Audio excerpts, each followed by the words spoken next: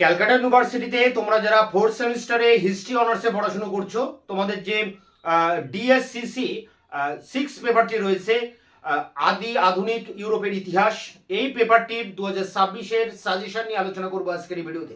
তোমাদের এই ফোর্থ সেমিস্টারে যে অনার্সের পেপারগুলো রয়েছে, প্রতিটা পেপারের সাজেশন এবং সাজেশন অনুযায়ী তার যে উত্তর আমি ইতিমধ্যে চ্যানেলে আপলোড করে দিয়েছি। এখন আমরা দেখে নেব ডিএসসিসি 6 পেপারটির 2026-এর সাজেশনটা কি রয়েছে।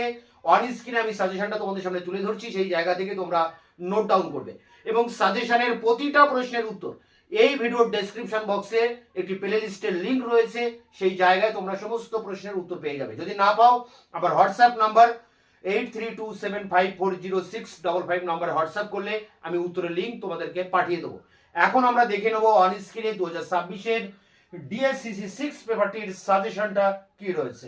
Calcutta university history honours fourth semester DSCC 6 suggestion 2026, এখানে 20 নম্বরের জন্য যে প্রশ্নগুলো করবে, ধর্ম সংস্কার আন্দোলনে মার্টিন লুথারের অবদান, ভেরি ভেরি ইম্পর্টেন্ট।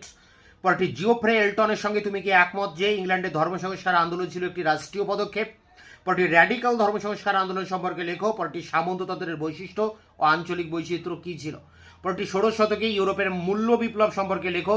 পরটি কেন ইতালিতে সাধারণভাবে এবং ফ্লোরেন্সে বিশেষভাবে নবজাগরণ হয়েছিল? পরটি রেনেসাস মানবতাবাদ সম্পর্কে প্রবন্ধ লেখো। পরটি ইউরোপীয় শিল্প স্থাপত্যের উপর রেনেসাস মানবতাবাদের প্রভাব লেখো। পরটি মাকিয়াভেলি কি একজন মানবতাবাদী রাজনীতিবিদ ছিলেন? পরটি ওয়েস্টফেলিয়ার শান্তি চুক্তি কিভাবে নতুন রাষ্ট্র ব্যবস্থা জন্ম দেয়? পরটি ইংল্যান্ডের নব্য রাজতন্ত্রের উত্থান ও বিকাশ আলোচনা করো। পরটি 5ম শতাব্দীতে ইউরোপে কিভাবে জাতীয় রাজতন্ত্রের উত্থান ঘটে। এখানে 12টি প্রশ্ন রয়েছে, প্রতিটা প্রশ্ন ইম্পর্টেন্ট।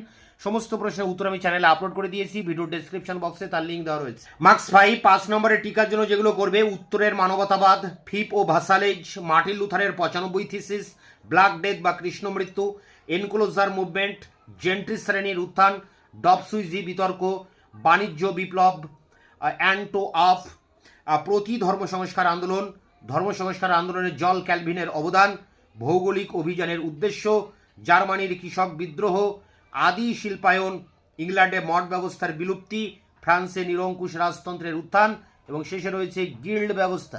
তো এই সমস্ত প্রশ্নের উত্তর তোমরা পেয়ে যাবে ভিডিওর ডেসক্রিপশন বক্স থেকে। দেখা হচ্ছে অন্য ভিডিওতে, ততক্ষণে চ্যানেলকে তোমরা সাবস্ক্রাইব করে রাখবে, বন্ধুদের কাছে শেয়ার করবে।